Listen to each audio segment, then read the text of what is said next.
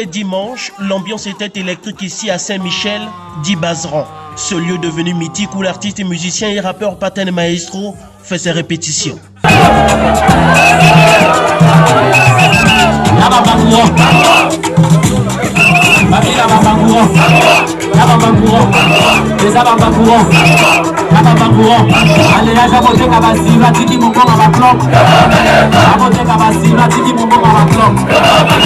À la Bazeran, un invité spécial, Mikris Kabamboko, assiste aux répétitions de la pépite du rap congolais.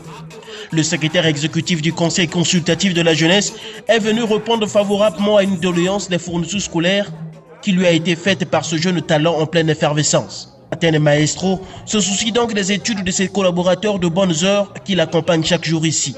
Et nous qui sommes justement à la tête du Conseil consultatif de la jeunesse avons conscience de l'importance d'encadrer cette jeunesse à travers justement l'école.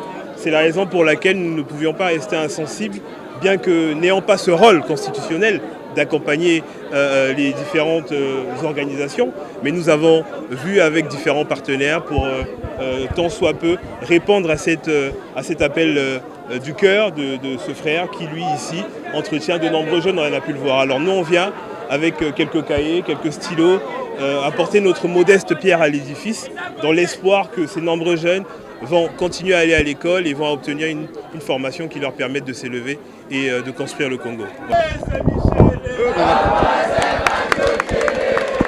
Au-delà de l'engagement qu'il dégage dans ses freestyles pour l'éducation des jeunes, Paten Maestro a mis à profit son savoir-faire musical et son succès pour plaider en faveur de ces nombreux jeunes qui n'ont pas encore retrouvé le chemin de l'école en raison du manque de fournitures scolaires. Certes, on se retrouve ici pour des raisons culturelles, mais également pour des raisons culturelles, nous, de notre côté, on a pensé accompagner ces jeunes qui sont avec nous ici, bien évidemment par les études. Par là, je vais dire que ensemble avec l'équipe de la Bazeran, on avait jugé mieux d'accompagner les jeunes de la Bazeran en les offrant des fournitures scolaires parce qu'on avait constaté qu'il y avait d'autres frères qui n'avaient pas débuté avec les cours, faute de moyens, faute de sacs, faute de cahiers. Eh bien, on a pensé au conseil exécutif de la jeunesse, on s'est rapproché vers eux. Dieu a fait grâce, ils nous ont accompagnés dans cette initiative et c'est un plaisir pour nous et je suis tellement fier de ça. Constitué essentiellement de cahiers, stylos et boîtes mathématicales, ce don du secrétaire exécutif du CCJ vient ainsi contribuer au retour de l'école de ces jeunes et témoigne la volonté de l'institution à préparer une jeunesse formée et responsable.